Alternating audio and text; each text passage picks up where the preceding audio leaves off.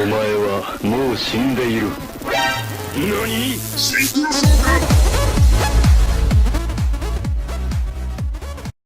Duelists from around the world, welcome to this new deck profile. I'm Gamma from Team Omega Summon, and today I graciously present to you a new updated deck profile on Blue Eyes. Yes, Blue Eyes, the epitome of, well, beautiful artwork and awesomeness. Blue Eyes is a deck with a very special connection to me, and I've made some updates on it since recent times. So I thought now would be the perfect time to show it. These amazing, beautiful dragons, which is one of my favorite decks to play and has very special meaning. So let's get right into the deck profile, you guys. I'm really excited about this. So first off, we play 3 copies of Blue Eyes White Dragon. Do I need to even say why you need to play 3 of this? If you're not playing 3 of this, then you are a disgrace to duelists everywhere. Absolutely. And of course, every artwork is fine, but gosh, this artwork is beautiful. 3 Blue Eyes White Dragon, no more, no less. Once again, if you play less than 3, then be gone from my house.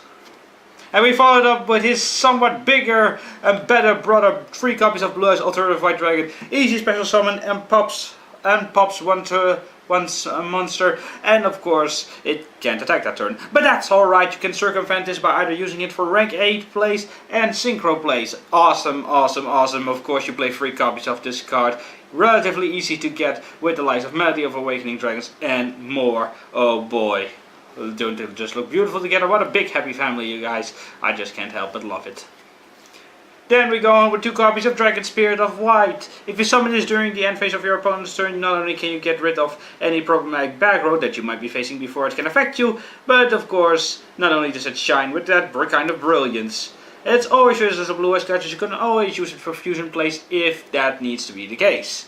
Just something, well, of course he is the less experienced cousin of course, the more beautiful Blue Eyes, but nonetheless, this card will make you, well, let's just say back row has a lot of problems for decks like this, so of course getting rid of them is always good, and you can of course send this card away to special Blue Eyes from your hand, and of course who doesn't like that? Now we go to the big daddy of it all, a monster that is so powerful and feared that I cannot help but love it, because it's the kind of monster that I love, a monster that destroys everything in its path, the pulverizing Blue Eyes Chaos Max Dragon. Yes, double piercing damage, cannot be targeted or destroyed by card effects, and of course easily summonable in such a deck as this. God damn it, do I love this card with... It's the kind of monster that I absolutely love. It's definitely the star of the show, the star of this deck, what this deck gets centered out. I definitely gravitate to more the Chaos Max build because it's just pure aggressive power, pure on the board. And of course, if your opponent has a monster with 0 defense points, oh boy, that's so much fun. I just can't help but love it. That's the beauty of Chaos Max. Run 2 copies of Chaos Max. You can run a 3rd copy if you like, but I prefer 2 because 2 is more than enough, if you ask me. Now for the next monsters, of course, to support our blue-eyed family, we have of course 3 copies with Sage with Island Blues. On normal summon it serves as a level 1 light tuner from your deck, and you can send this card from the hand to the graveyard along with an effect monster on your field to special summon a Blue Eyes monster from your deck. Which can of course be the normal Blue Eyes and Dragon Spirit of White, because Blue Eyes White Alternative White Dragon can be summoned that way. But one great combo, of course, is to normal summon Manji of the 10,000 hands, get a ritual monster or ritual card to your hand, use it to get the Blue Eyes, and then you have extra power to push for that great OTK. It's a great card in general, never play any less than 3. Then we have 3 copies of a White Stone of Ancients. What's so great about the White Stone of Ancients is of course the fact that not only can you discard it and at the end phase summon a Blue Eyes monster from your deck, you can also banish it from your graveyard to add 1 Blue Eyes card from your graveyard to your hand. Very good for recycling alternative dragons that have been sent there, and of course you can easily discard it with the many options we have in this deck. Its other little, well, stone-like brother, the White Stone of Legend, 1 copy that upon sending sent to the graveyard allows you to add a Blue Eyes card to your hand. But it has to be specifically the Blue Eyes White Dragon. You know, the original, the one with the artwork that makes you go, wow. Yeah, that one. Of course, 1 copy of the White Stone of Legend, that's more than enough. As for the rest of the cards, we also play 3 copies of Manju of the 10,000 hands.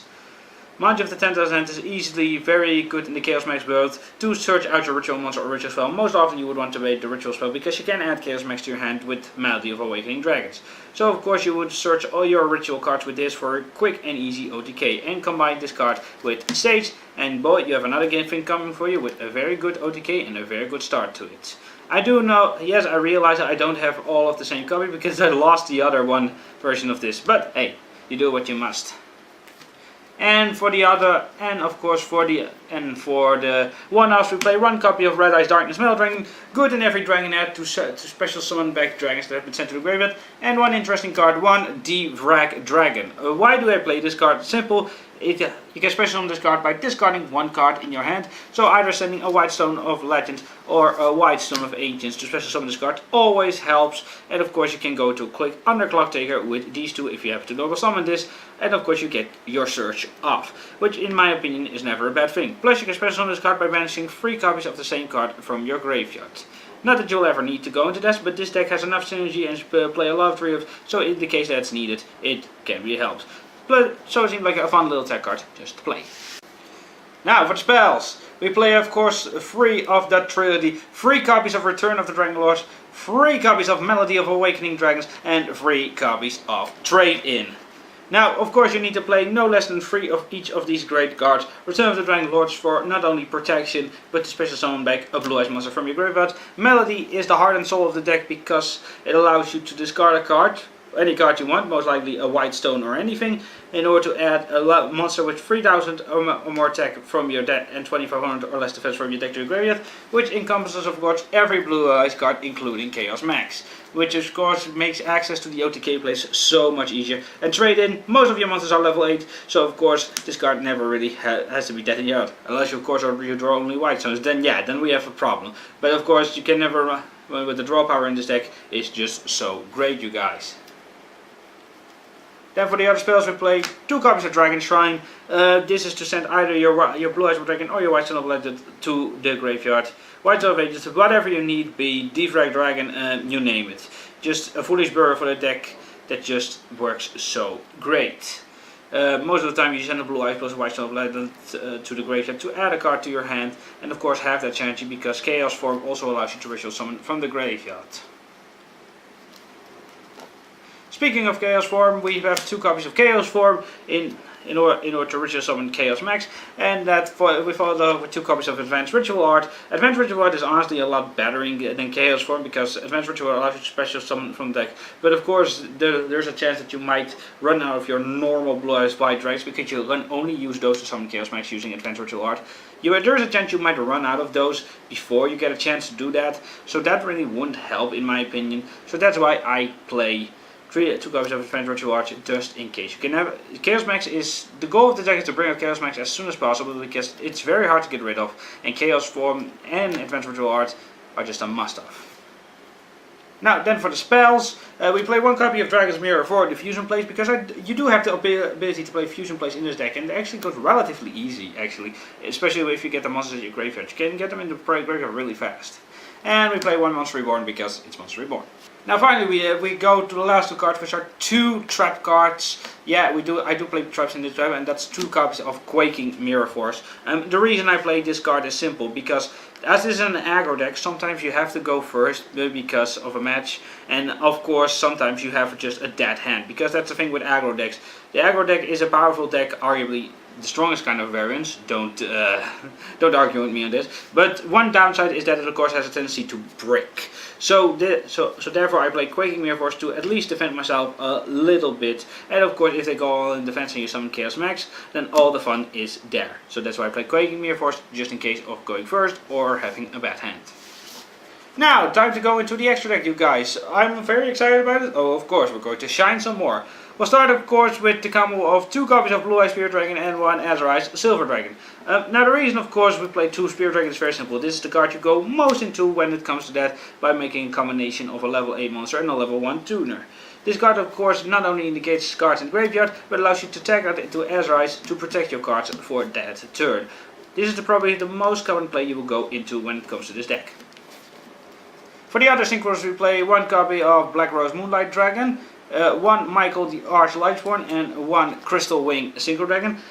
You can summon this out also with Azrael with Spirit Dragon, and of course you can bounce a card, get rid of a card, and then if you have a tuner in your hand, if you have an extra tuner in your hand, you can also summon that and that go into Crystal Wing. And Crystal Wing, you don't really go into it, but you can't deny that having a Crystal Wing on the field is never a bad thing. For the fusions, we have one Twin Burst Dragon and one Neo Blue Eyes Ultimate Dragon. Blue Eyes Twin Burst Dragon is a very powerful card that gets over a lot of potential plays and can really screw up the opponent's board. And Neo Blue Eyes Ultimate Dragon is just for the lols, basically. It's a great artwork and a great card, and of course it can never be wrong to play this card in any way. For the XYZs, we have a lot of good XYZs that work so well with this deck.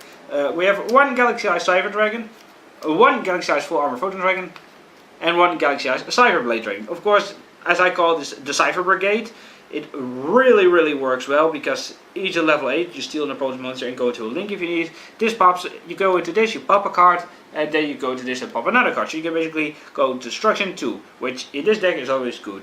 Although aggro doesn't really tend to care for removal other than battle, having this and getting through that OTK faster is never a bad thing. Then we have one number 38 Hope Harvey Dragon Titanic Galaxy, man that's a mouthful, to negate your opponent's spell and get more advantage through that. And then one Divine Dragonite Velgret to easily push through it and be unaffected by anything. Plus the artwork of this card is sweet! And then for the links we have one Deco Talker and one Underclock Taker. Now, you could take out Underclock Taker and add Hippo Shinigan, the new generic light link monster.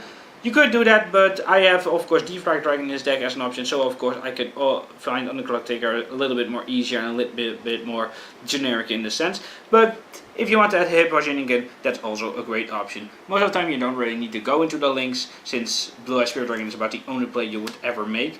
But yeah, just in case, you can never go wrong with a copy of either of these.